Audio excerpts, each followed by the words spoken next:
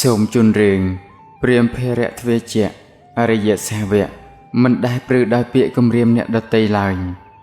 ក្នុងក្រុងរាជាកាហៈមានព្រាហ្មណ៍ម្នាក់ឈ្មោះភេរៈទ្វេជ្ជៈជាមនុស្សមច្ឆាទិដ្ឋិឥតមានសទ្ធាឥតមានសេចក្តីជ្រះថ្លាចំពោះព្រះពុទ្ធសាសនាបើមានជនណាពោលថាព្រះពុទ្ធព្រះធម៌ព្រះសង្ឃក៏តែងយកដៃខ្ទប់ត្រចៀកជានិច្ចឯប្រពន្ធរបស់គាត់ឈ្មោះថេនិញជានីជាអរិយសាវកមានសទ្ធាជ្រះថ្លានៅក្នុងព្រះពុទ្ធសាសនាជាមហិមានាងនោះបានឈរក្តីអង្គុយក្តីកណ្ដាស់ក្តីក្អកក្តីតែងធ្វើនមស្ការថានមោពុទ្ធាសៈសូមថ្វាយបង្គំព្រះពុទ្ធដូច្នេះជាច្រើនជាប្រក្រតីនិយាយពីព្រាហ្មណ៍ជាស្វាមីចង់ឲ្យមធុបាយៈមានទឹកតិចដល់ព្រាហ្មណ៍500រូបក៏ពោលអង្វរប្រពន្ធថាមនាលនាងស្អែកនេះខ្ញុំអញ្ជើញព្រាហ្មណ៍500នាក់ឲ្យមកឆានក្នុងផ្ទះរបស់យើងនាងកុំធ្វើនមស្ការសាមណៈត្រងោលអស់មួយថ្ងៃស្អែកនេះព្រោះព្រាហ្មណ៍ទាំងឡាយបើលើពាក្យនមស្ការនោះមុខជាអអន់សម្ពន្ធចិត្តជាមិនខានដូច្នេះកុំធ្វើឲ្យខ្ញុំបែកពីពួកព្រាហ្មណ៍ទាំងឡាយប្រពន្ធតបថាខ្ញុំមិនអាចខានរលឹកព្រះសាស្តាបានទេទោះអ្នកបែកអំពីព្រាហ្មណ៍ក៏ដោយពីទេវតាក៏ដោយព្រាហ្មណ៍ក៏ទាញព្រះខ័នមកគំរាមថាបើនាងនមស្ការសាមណៈត្រងោលក្នុងកណ្ដាលប្រជុំព្រាហ្មណ៍ទាំងឡាយនោះអញនឹងកាត់ក្បាលនាងដោយព្រះខ័ននេះជាកំណត់ធម្មតា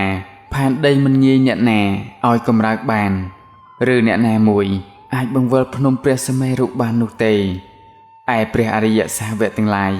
ក៏មិនងាយអ្នកណាបង្វិលបានយ៉ាងនោះដែរព្រោះហេតុនោះបានជានាងព្រាហ្មណីជាអរិយសាវកពោលថាមនាលព្រាហ្មណ៍បើអ្នកពិតជាកាត់អវយវៈតូចធំរបស់ខ្ញុំឲ្យខ្ញុំវាចាកសាសនាព្រះពុទ្ធដ៏ប្រសើរក៏ពិតជាមិនបានដែរព្រាហ្មណ៍មិនប្រហារនាងព្រាហ្មណីក៏ពោលថានាងចូលចិត្តកម្មណាចូលធ្វើកម្មនោះចុះលុះថ្ងៃព្រឹកឡើងក៏ឲ្យគេចាត់ចែងបាយៈហើយឲ្យទៅប្រាប់ផតកាលដល់ព្រាហ្មណ៍ទាំងឡាយព្រាហ្មណ៍ទាំងឡាយមកអង្គុយជួរគ្នាឯព្រាហ្មណ៍ក៏អង្គុយនៅទីបំផុតនៃជួរនោះដែរព្រាហ្មណីកាន់វែកមាសចូលទៅអង្គាសផាត់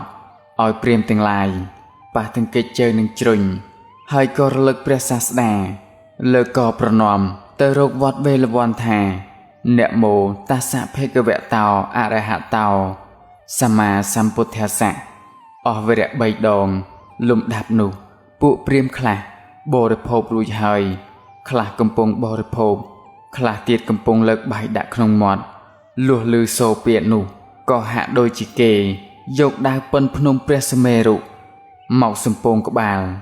ឬដូចជាគេយកដៃស្រួចមកចាក់ឆ្កៀលត្រង់ត្រចៀកហើយខ្ជាក់បាចេញមកវិញជេរប្រមាថព្រាហ្មណ៍អ្នកអញ្ជើញទៅជះចេញទៅឯព្រាហ្មណ៍ជាស្វាមីក៏ជេរប្រតិចនាងដោយពាក្យផ្សេងតែមិនអាចធ្វើអ្វីនាងបានក៏ពោលថាស្រីចង្រៃនេះចេះតែពោលសរសើរសាមណៈត្រងោលយ៉ាងនេះឥឡូវនេះអញនឹងពោលផ្ចាញ់សាមណៈត្រងោលនោះទៅដើរទៅវត្តវេលវ័នទាំងកំហឹងទៅដល់មិនថ្វាយបង្គំព្រះសាស្តាផងស្រាប់តែសួរប្រាថ្នាថាបុគ្គលសម្លាប់អ្វីណទៅដេកលក់ស្រួលសម្លាប់អ្វីណទៅមិនសោយសោកបបិទ្ធព្រះគោដមព្រះអង្គកប់ចិត្តសម្លាប់ធម៌អ្វីជាធម៌តែមួយព្រះសាស្តាតបថាបុគ្គលសម្លាប់សេចក្តីក្រោធទៅដេកស្រួលសម្លាប់សេចក្តីក្រោធទៅមិនសោយសោកមនាលព្រាហ្មណ៍ព្រះអរិយទាំងឡាយតែងសរសើរការសម្លាប់នៅសេចក្តីក្រោធដែលមានឫសជាពឹសមានចុងដ៏ផ្អែមបើបុគ្គលសម្លាប់សេចក្តីក្រោធនោះបានទៅមិនសោយសោកលុះជាប់ប្រាថ្នាដែលព្រះព្យាករហើយព្រាហ្មណ៍ក៏មានសេចក្តីជ្រះថ្លាហើយក៏សូមឧបសម្បទាក្នុងសំណាក់របស់ព្រះអង្គមិនយូរប៉ុន្មានក៏បានសម្រេចអរហត្តផលពេលនោះទៅ